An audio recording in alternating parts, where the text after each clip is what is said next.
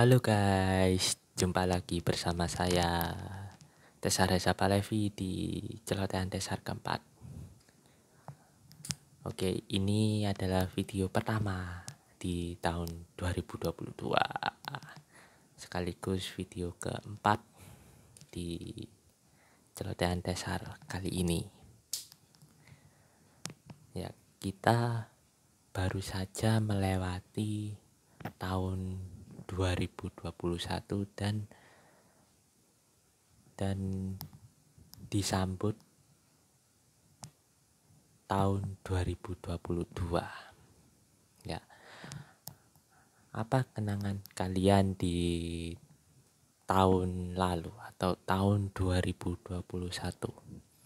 Ya, kalau menurutku pribadi sih, tahun 2021 itu banyak peristiwa-peristiwa yang ya sangat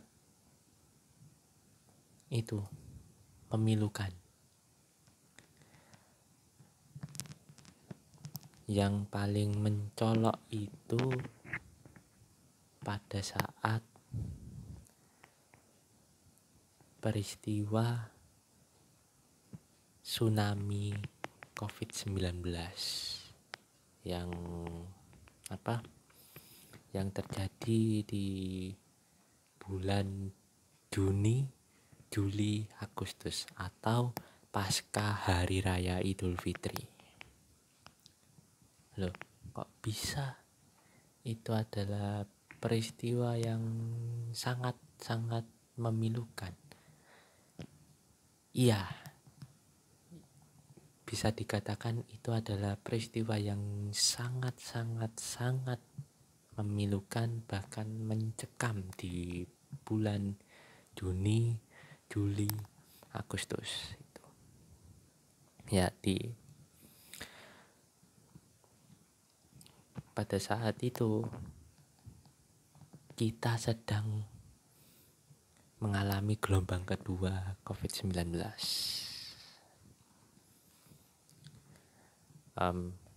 Gelombang pertamanya itu di bulan Januari, cuma ya cepat, nggak lama dan tidak memakan banyak korban itu.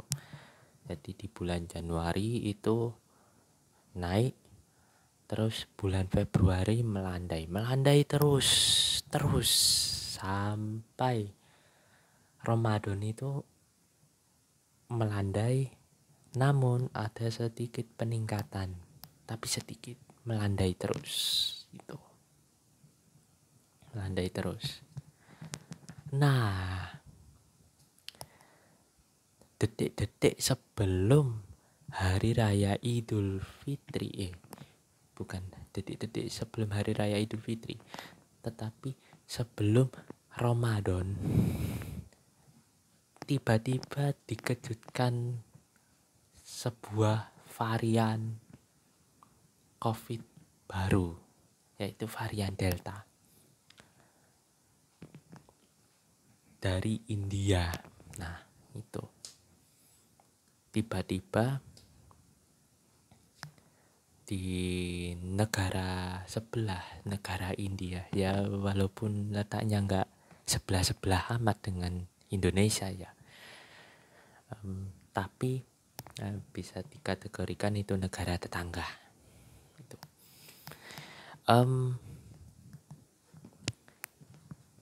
Kasusnya di India itu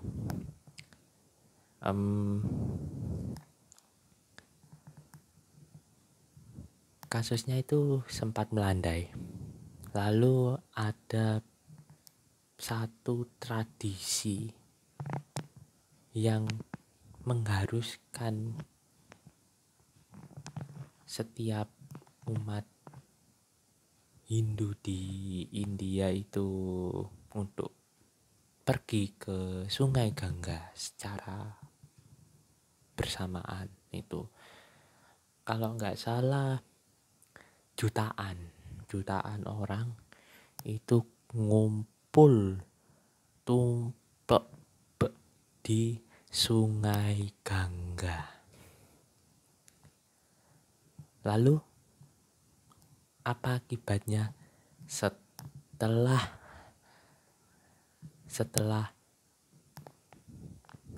peristiwa itu terjadi.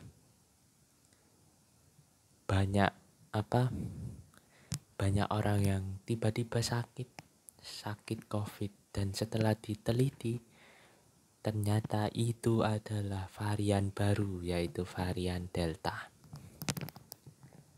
Semua masyarakat di dunia panik ketika India mengalami tsunami COVID-19, bahkan sampai ada rebutan oksigen pada saat itu di India. Cuma di Indonesia itu ya sudah tahu ada kabar di negara tetangga itu kalau ada tsunami COVID-19, tapi masyarakat di sini masih menganggap halah gitu. Pada saat itu dan masyarakat pas bulan Ramadan itu keinginan untuk mudik itu sangat tinggi, walaupun ada larangan dari pemerintah untuk jangan mudik, tapi tetap saja banyak yang mudik.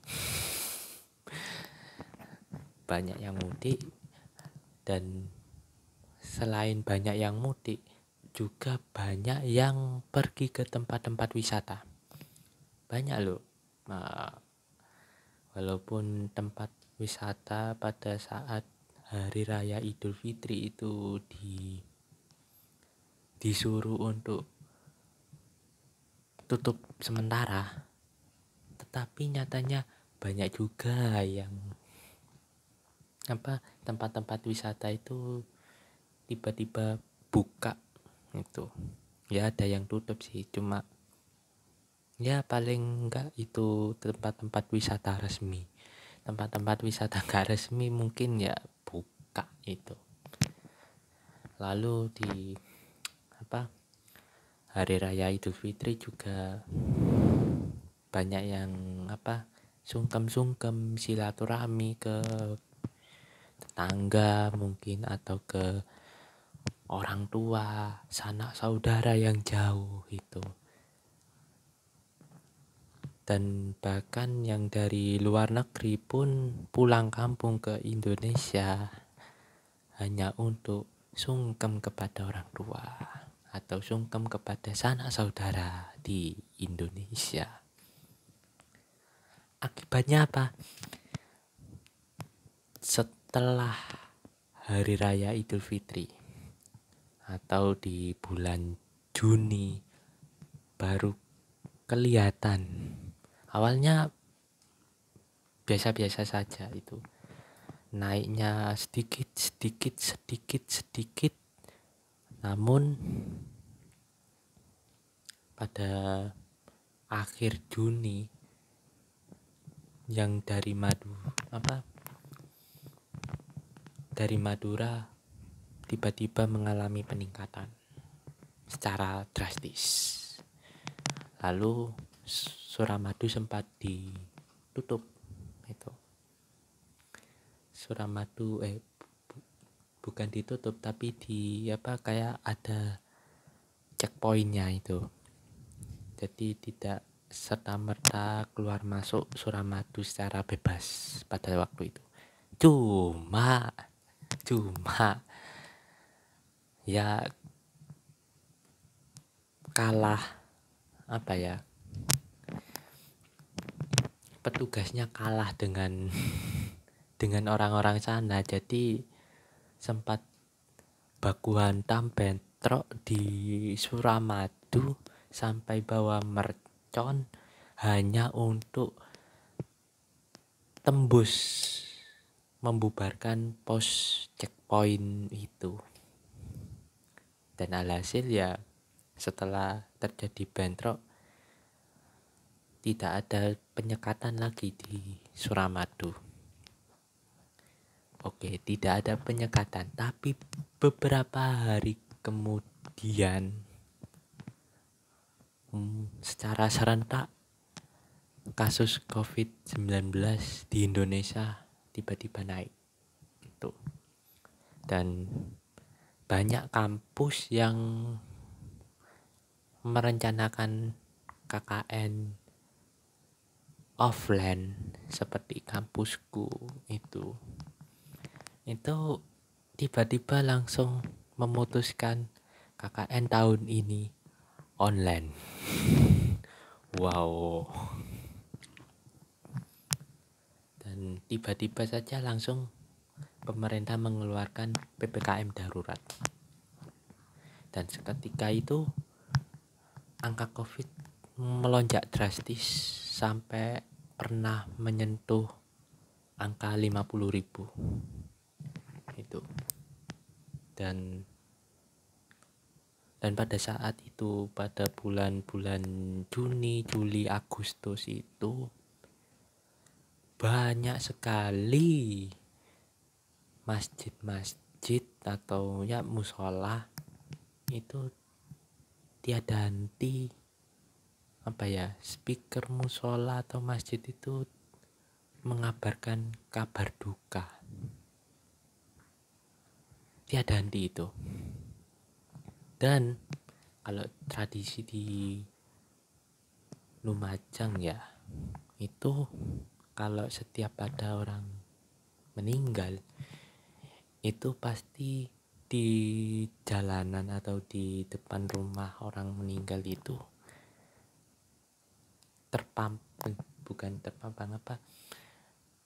dikibarkan bendera palang hijau. Kalau di daerah lain mungkin bendera kuning. Nah, di bulan-bulan itu jalanan itu banyak sekali yang mengibarkan bendera kematian itu, bendera palang hijau. Kayak itu kan momennya berdekatan dengan momen Agustusan, jadi ya ada yang masang umbul-umbul, tapi ada juga yang masang bendera penanda adanya orang meninggal. Dan itu tidak hanya satu, tapi di setiap jalan, di setiap sisi jalan itu minimal 5 bendera yang kutemui itu. 5 bendera. Sisi kanan 5, sisi kiri juga ada juga di bulan-bulan itu. Sempat mikir, waduh, gimana ini? Angka COVID benar-benar melonjak waktu itu. Tapi banyak juga yang gak percaya. Wah, itu di-COVID-kan itu di-COVID-kan. Hey, kalau di-COVID-kan atau tidak, kenyataannya pada bulan-bulan itu banyak orang yang meninggal dunia. Itu termasuk sahabatku sendiri, sahabatku SD. Namanya ya itu Fayed, almarhum.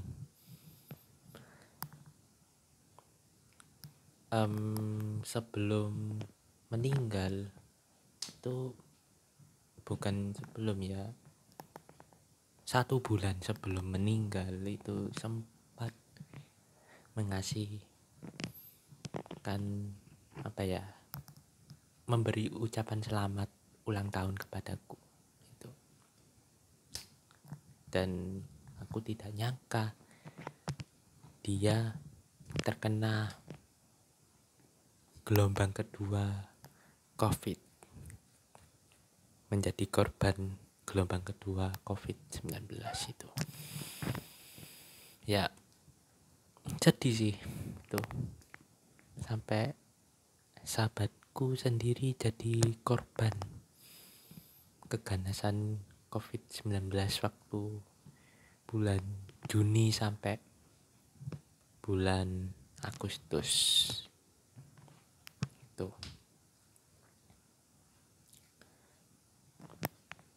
Banyak pokok yang bukan hanya sahabatku meninggal, lalu ada banyak bendera penanda kematian yang berkibar di setiap sudut jalan. Tetapi itu di Instagram, di media sosial itu banyak banget ucapan bela sungkawa di bulan-bulan Juni, Juli, Agustus. Banyak. Dan aku sendiri pernah megang sejenis editor gitu, editor bagian ngedesain ucapan selamat atau ucapan hari atau bela sungkawa gitu. Itu banyak loh di bulan-bulan Juni, Juli, Agustus itu banyak yang itu menyuruh aku untuk buat ucapan bela sungkawa pada bulan-bulan itu. Setiap itu tak tanyain, ya nggak tak tanyain sih, cuma ya sedikit kepo itu, meninggal karena apa itu. Rata-rata nggak jawab sih. Ya ada yang bilang diabetes, tapi rata-rata itu sesak napas itu ya. Dan ya lalu di bulan-bulan Juni, Juli, Agustus itu langsung gencar kan itu yang namanya vaksinasi massal itu. Dan ada desas-desus bahwa habis divaksin mati, habis divaksin meninggal. Ini angka kematian tinggi akibat vaksinasi yang sangat tinggi. Hei, enggak gitu. Vaksin itu tidak membuat Anda cepat mati. Tuh. Ya, narasi itu sangat menyesatkan itu. Bahkan banyak orang yang takut divaksin hanya karena narasi tersebut itu. Dan ternyatanya sampai akhir 2021 toh gak ada yang namanya kabar ini tetanggaku meninggal karena habis vaksinasi. Gak ada di sampai akhir tahun 2021 itu. Kalau di bulan-bulan Juni, Juli, Agustus itu banyak itu. Ini si A habis divaksin langsung greges, langsung meninggal. Ya mungkin itu ya kurang informasi, dan waktu itu banyak yang belum divaksin. Divaksin pun hanya karena itu takut atau ya mungkin efek kaget karena gelombang kedua itu ya.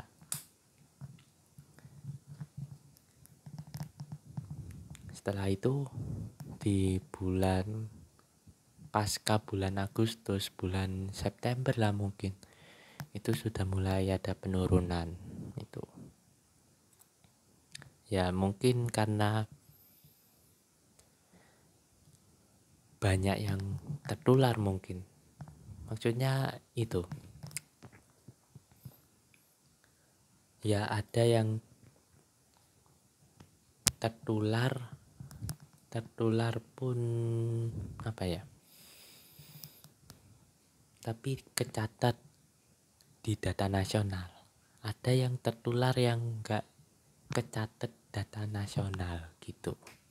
Dan mungkin banyak yang ketular dan banyak yang tidak kecatat ke data nasional BNPB atau Satgas Covid itu. Jadi bulan September itu mulai ada penurunan turun bahkan kalau nggak salah sempat 0 kasus, entah di daerah Jawa maksudnya. Kalau di daerah luar Jawa mungkin 0 kasus adalah hal yang biasa. Kalau di Jawa 0 kasus itu adalah hal yang sangat luar biasa gitu. Ya. Patut diakui PPKM darurat itu sangat mampu menurunkan angka penyebaran COVID yang semula 50.000 hingga sampai ke titik terendah sendiri gitu. Salut sih. Walaupun implementasi PPKM darurat sendiri itu hanya berlangsung 3 hari saja loh. Hanya berlangsung 3 hari itu. 3 hari, setelah 3 hari mungkin ya ada PPKM darurat, cuma nggak seketat 3 hari pertama itu. Tidak seketat 3 hari pertama. Ya ada yang nggak pakai masker, lalu ya mungkin pembedanya itu banyak ambulans yang mondar-mandir, itu saja. Mondar-mandir ngambil pasien, bukan kayak hoak-hoak yang beredaran itu. Hoak-hoak yang ambulans sengaja mondar-mandir untuk menakuti, ya itu hoaks itu. Nah, di akhir-akhir tahun 2021 menjelang tahun baru 2022, ya seperti sebelumnya itu, seperti kemunculan Delta sebelum hari raya Idul Fitri itu tiba-tiba ada varian baru. Nah ini sama juga.